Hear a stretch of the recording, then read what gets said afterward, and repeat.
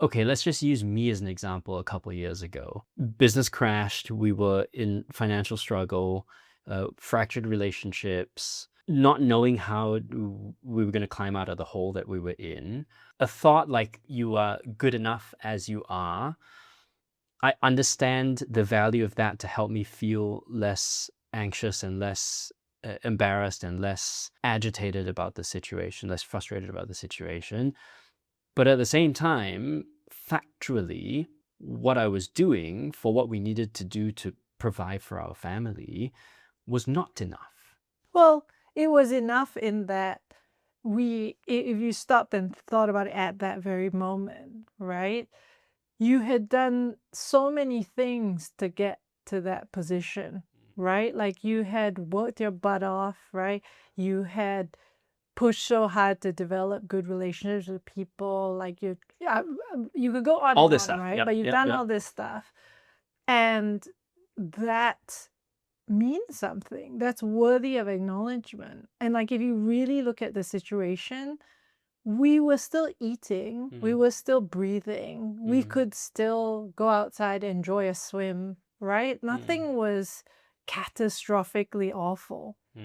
Like in reality, like yes, it doesn't feel good to have something like that happen to your business, but from a different viewpoint, everything you've learned to that point, everything you have developed is not a full waste, because you use whatever you've learned and whatever you've done and you translate it into whatever your next thing is, Yeah. right? Yeah, and that is the reality of how it happened over the next couple of years. I think what I'm getting at is, in that situation, when you have human beings who tie their sense of identity so much to, for example, what you do for work, or it could be to your relationship. Yeah.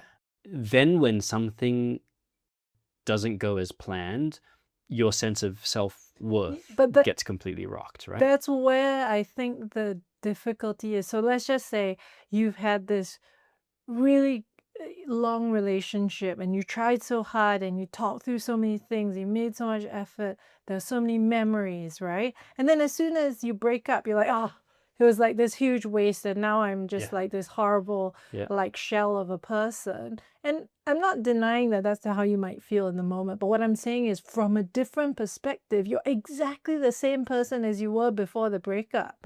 Nothing monumental has shifted. You're still that person who built those memories, who tried so hard. And I think that's the shift in perspective that people need.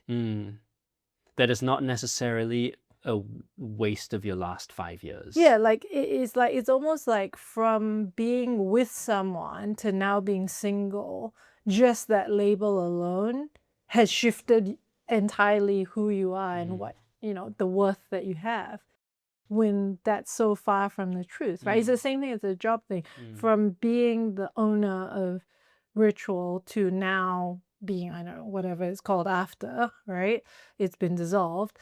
You feel like, oh my gosh, like who I am is a totally different person. But in reality, you're exactly the same person the day before and the day after. Or let's just say 3 months before and 3 months after. Yeah, just with more battle scars, more lessons, a clearer idea of how you would, the type of partner you would look for in your next relationship.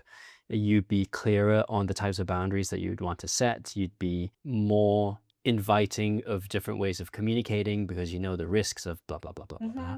Yeah, so there is room to see the silver lining there, for sure. Yeah, and that it is enough, like you as that. Even if you go no further than this point, it's already amazing. Like that's the thing that I want people to know. It's like, you've already done so much. You've already tried so hard. You're already a great version. And it's fine if you want to be a better version. It's fine you want to move forward, but move towards that with an appreciation and strength of where you are now. Yeah, don't act as if you've done absolutely nothing with your life just because something hasn't gone well in the last year or two. Yeah, it's kind of like, I was explaining it to someone, like when you have a child, actually I got this from you, right? When you have a child, and they're, let's just say, under the age of 5, you never look at them Yeah. and be like, you're not worthy of love. You can't even do anything, right? Like, you don't look at them like that.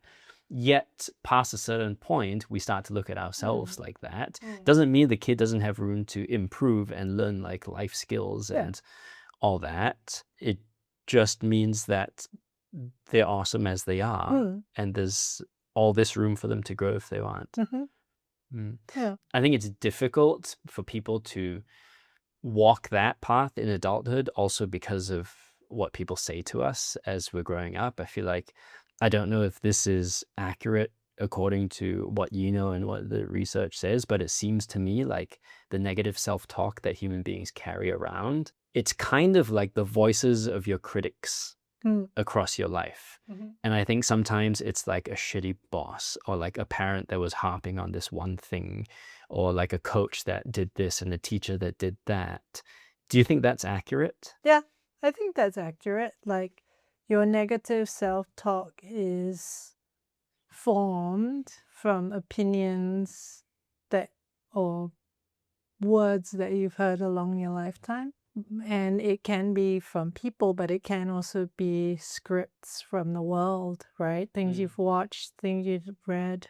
It's something that I think a lot about when it comes to how we talk to our kids.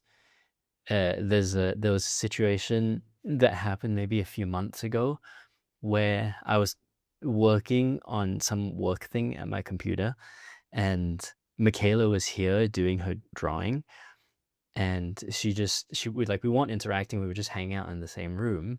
And then I go, fuck, because there was something that I was working on for work that wasn't going well, and I got frustrated. She didn't say anything because she knows sometimes like I lose my temper. And then like I think it was like an hour or so later, she comes to me, she's like, Papa, just now, who were you shouting at? And I was like, no, I wasn't shouting at anyone. And she's like, oh, but you were angry at someone. Like, what was going on? I was like, oh no, just like some work thing. And she didn't really let it go, and she kind of pressed like, yeah, but who were you angry at? And I said, well, I guess I was angry at myself, and I was shouting at myself. And her response was, she laughed. She was like, ha ha ha, you're shouting at yourself, that's crazy. And it was so innocent and so pure, because I don't think she has that yet. I don't think she has this thing of when she messes. Oh, that's what happened with the work thing. I messed something up, and I yelled, fuck. I don't think she has that yet, where she makes a mistake and then tells herself off about it. But I think most adults do, right? And where do you think you learned to be mad at yourself from? What did you see that made you think I should be pissed off with myself for not doing better here? Do you remember the first time you were mad at yourself for not doing something better? I remember being sad about not being able to achieve something that I wanted to achieve, but I can't remember the anger. Yeah, I have to think about that. I can't remember the. Did your parents get angry at themselves when they didn't do something right? Do you see them get pissed off that like, should have done better? No, I saw them get pissed off at other people, but not at themselves. Like, I'm sure they do, but I don't recall them getting mad at themselves for things not going according to plan. Do they get mad at you when things didn't go according to plan? Not really. Again, we got angry at other things and each other in a lot of different ways, but I don't think about that one specifically. I think because we're a little bit all over the place as a family in a good way. Like, it was common that we were late to things, and it wasn't something that we particularly judged each other aggressively about. So yeah, I don't remember them being angry at me or themselves for not accomplishing or being able to do something. Yeah, I wonder when you started doing that. And now I'm thinking whether I get angry with myself. Yeah, I get upset with myself. I feel disappointed in myself for not doing better. And how does it present? Like, what's the self-talk? What's the... Like, why weren't you able to do that better? Like, why, like if I lose my temper at Michaela or something, I feel so disappointed in myself. Like, Why couldn't I be more patient? Where does that come from? What is the pattern that you think you might be modeling from childhood when you react like that? I think for me, it's a lot of because I'm in the field of emotion and thought, I feel disappointed in myself when I can't model a perfect example of how it should be done. Because I feel like I'm saying, I learn these things and then I try to share these things and help others do it. And if I can't even do it myself, then it feels Yeah. hypocritical, right? Yeah. But it's also not true, right? Like Yeah, I don't believe it I think is, the but skill set required is you know how to listen to people. You understand sort of like the fabric of human emotions and communication styles and all this stuff. And yeah, I guess as a result of it, you should have more tools available to you than most people. But yeah, I think holding yourself to too high a standard is just going to cause other yeah, issues also, right? doesn't help. Yeah, give yourself room to be human too, Mhm, right? What I was thinking about there is in my old world in fitness, I used to find that stuff so frustrating too mm, because I'm just like a regular dude mhm, and I enjoy studying this stuff and I enjoy training athletes in the past and I enjoyed my time as an athlete in the past. I was never that good, but I enjoyed the whole thing and I mhm, was passionate about the whole thing.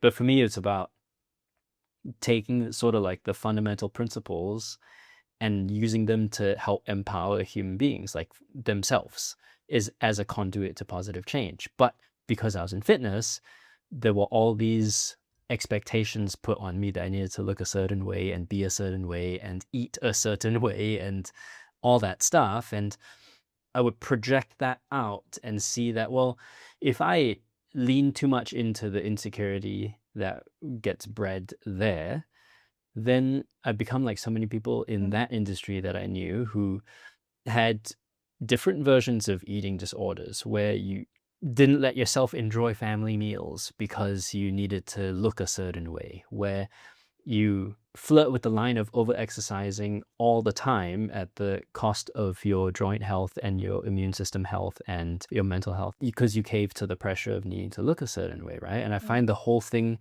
quite insidious in, I guess, helping professions, right? mhm, yeah. Mm. I think when you're part of it, you can't help but have it affect you at times. But I Mm. think the best you can do is be conscious of it not being the most helpful way to see things, right? Mm. Mm. Yeah.